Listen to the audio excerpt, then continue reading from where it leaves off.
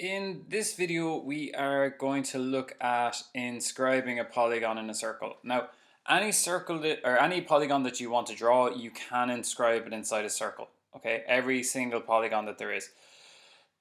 What inscribing means is just inside. Okay, so inscribing means inside a circle. So this is drawing a polygon inside a circle.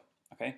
Now, the beginning of this starts off in the same way as it did when we were looking at using the exterior angle, in that we take our 360 degrees divided by the number of sides. So sorry, in this case, we want to draw a hexagon, okay?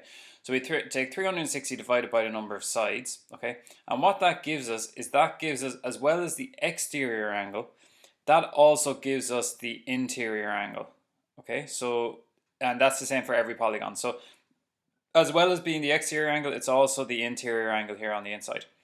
And what you can do then is that once you know what the interior angle is, what you can do is draw in the angle, draw in lines along it to give you all of the different sides of your polygon. So you'll see here, if I draw lines of 60 degrees in my different directions, okay? So drawing in 60 degrees, 60, 60, 60, 60, 60. And you can use your t-square and your set squares to actually draw that. Then once you have those, what you have is that you have each one of your lines here. So you have each one of those. And because they're all the 60 degrees, all you then have to do is go and join up the sides. And that will give you then your hexagon. So you'll see each time it hits a circle, you get your different sides of your hexagon, and that allows you to draw your hexagon in by just joining up each one of those points, and that's it. Okay, now the same method is true for other polygons. Okay, so for the other ones, starting off by dividing our 360 by the number of sides using the interior angle, and then drawing them in to find the different points on our polygon. So if we have a look at the next one here, we have an octagon here. And with an octagon, what we have is 360 divided by 8 this time. Okay, so we have 8 different sides, so we're dividing it by 8, we get 45 degrees. That allows us then to divide our circle up into our different 45s. Okay, so I get each one of my angles here at 45 degrees each. Okay, so 45, 45, 45, 45, okay, all the way around.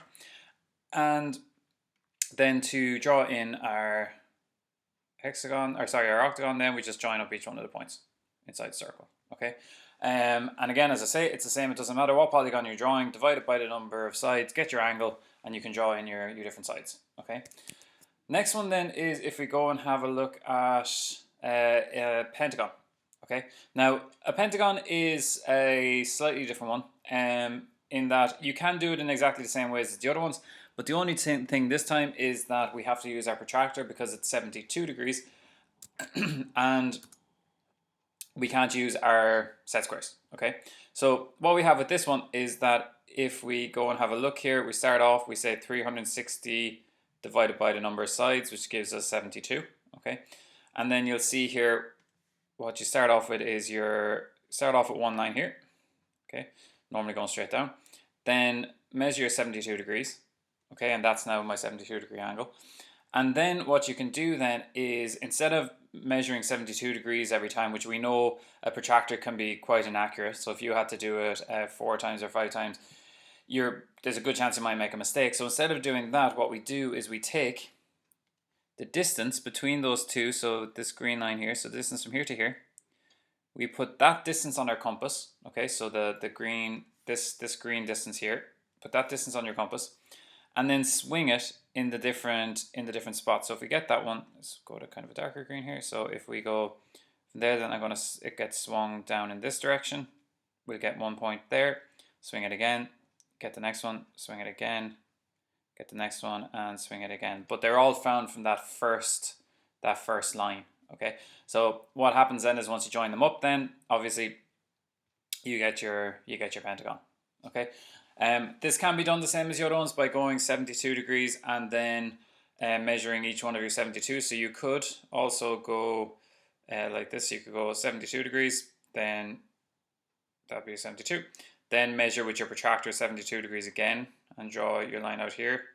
So that'd be 72, and then measure your 72 again. You get your 72 in there, and then your final 72, and that will give you it the same. It's just that we want to avoid using our protractor as much as we can when we're looking at these questions.